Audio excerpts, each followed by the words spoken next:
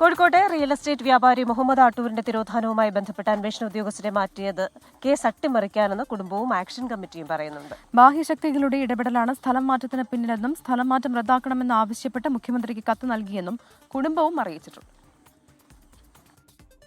മാമി തിരോധാന കേസ് അന്വേഷണത്തിന്റെ മേൽനോട്ട ചുമതലയുണ്ടായിരുന്ന IGP പ്രകാശിനെ ക്രൈംബ്രാഞ്ചിൽ നിന്ന് തീരദേശ പോലീസിലേക്കാണ് മാറ്റിയത്.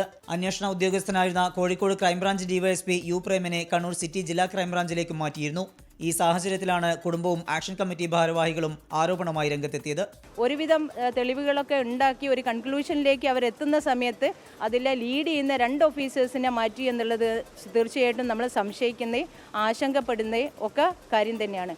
അന്വേഷണം കഴിയുന്നതുവരെ ഉദ്യോഗസ്ഥരെ മാറ്റരുതെന്നും സ്ഥലം മാറ്റ ഉത്തരവ് പിൻവലിക്കണമെന്നും ആവശ്യപ്പെട്ട് മുഖ്യമന്ത്രിക്ക് കത്ത് നൽകി. ഒന്ന് IGP പ്രകാശ്, രണ്ടാമത് Malappuram crime branch SP Santhosh Kumar sir, മറ്റതൊന്ന് ഇതിൻ്റെ IO ആയ DYSP പ്രേമൻ സാറ്. ഈ 3 ആളുകളാണ് ഈ കേസ് കൺട്രോൾ ചെയ്യുന്നത്. ഈ കേസ് കൺട്രോൾ ചെയ്യുന്ന സ്ഥിതി ഈ 3 ആളുകളിൽ 2 ആളുകളാണ് സ്ഥലം മാറ്റുന്നത്.